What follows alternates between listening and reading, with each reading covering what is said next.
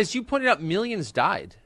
And, you know, we've had over 1,000 people arrested for milling around the Capitol 3 years ago, January 6th.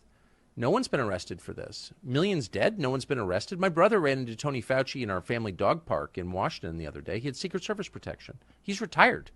He works at Georgetown. He doesn't work for the U.S. government. He has government-financed security. I don't.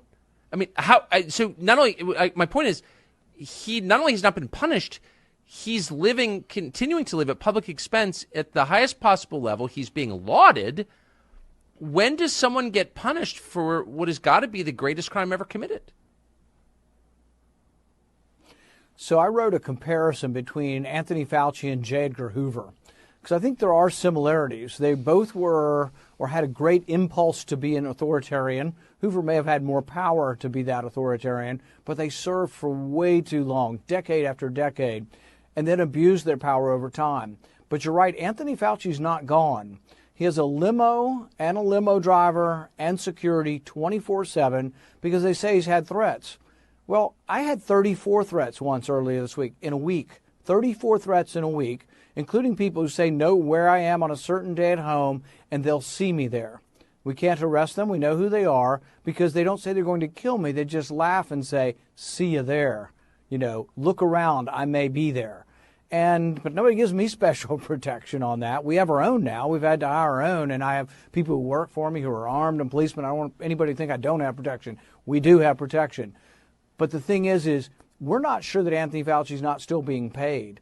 We've asked whether he's being paid, and we've asked who's paying for his security. We do know that when he was active, he made between him and his wife was in charge of ethics. So if there was ever a problem with Anthony Fauci not being ethical, his wife would review the ethics, which I'm sure she was sure to tell him that if he was doing anything unethical. But their combined salary is about $800,000. His wealth went from $7 million to $12 million during the pandemic. He got $1 million prize from a private foundation. What kind of person, civil servant's allowed to take $1 million prize? Did anybody investigate whether the foundation has anything to do with pharma? We now have money going from the vaccine manufacturers to NIH. Moderna shares the patent. And you say, well, that's fair. The scientists at NIH did a lot of research. $400 million went from Moderna to the NIH. But my question is this. It may sound fair, but how can the NIH or any of these people be objective now in deciding whether we should have to take a vaccine because they got $400 million? Wouldn't that conflict you as far as deciding whether we had a mandate that every 6-month-old get a vaccine?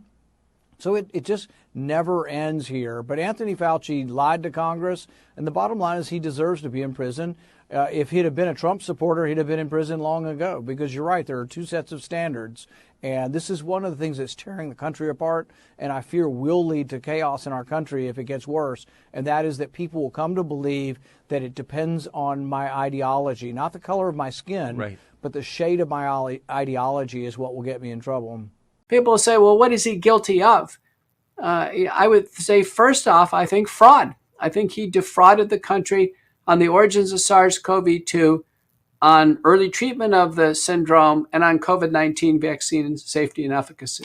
And by the way, Senator Ken Paxton in Texas agrees by extension that Pfizer has defrauded Texans through the Deceptive Trade Practices Act. And then the second crime is mass negligent homicide. That is, actions led to unnecessary deaths. And you're right, the COVID Select Committee in the House seems to be letting him get off scot-free. Senator Rand Paul is convicted on this. He's written a book. He will pursue Fauci, it looks like, to the ends of the earth. Presidential candidate Robert F. Kennedy has also written a book about Fauci. So this is actually happening in real time. He's a guilty man, and he's responsible for a massive loss of life in the world.